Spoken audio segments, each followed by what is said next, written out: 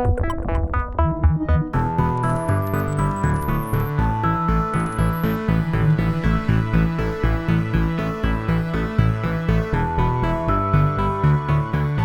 we are with Professor Pietro Terna, who is full professor of economics at the University of Torino in Italy, and his recent fields of work deal with artificial neural networks and economic and financial modeling, and social simulation with agent-based models, where he has been pioneering the use of swarm. Good morning, Professor. Thank you for accepting our invitation. So, the first question that I would like to ask you is if you could possibly highlight the state of the art and the research avenues in the future in your field, taking into account a landscape up to 2050. Many thanks for asking me this so difficult question, and many thanks for the introduction.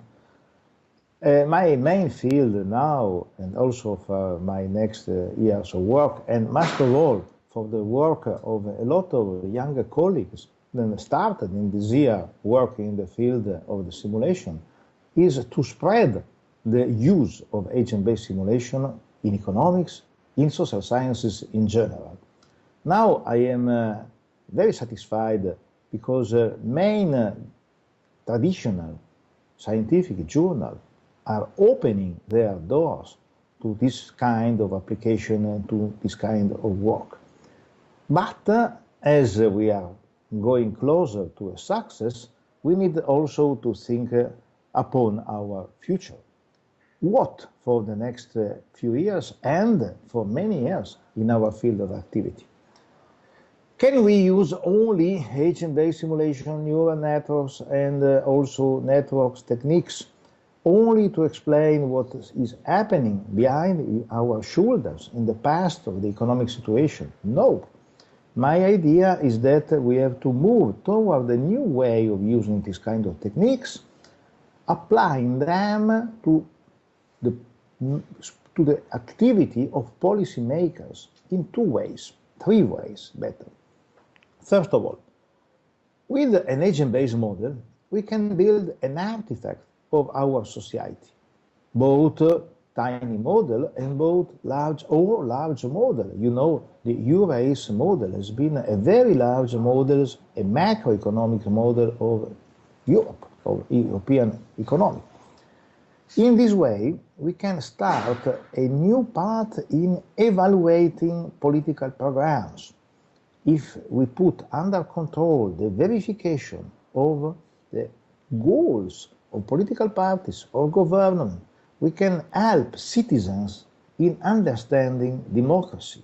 This is a huge theme, because as a great friend of mine is explaining, Professor Domenico Parisi, who was pioneering in the world the use of neural networks and agent-based simulation, democracy is now coping with a level of complexity so difficult for citizens, then democracy risks to be less understandable by citizens. How to help democracy and citizens?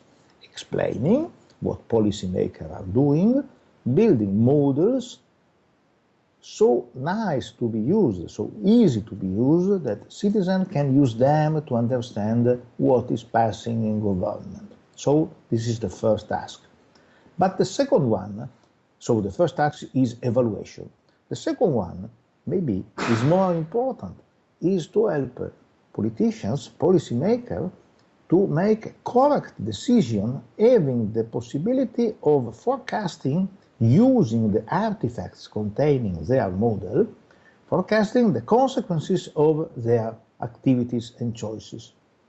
Again, in my hope, the idea is that any citizen could be able to play with the same model. You know, this is a huge, immense camp of applications, but we need also to invest a lot of activities in building easier interfaces. A lot of our models today are too difficult to be put online and offered to the general public. But we have to work in this direction. Your limit is 2050, okay, I will not be there, but I hope that you will see these results.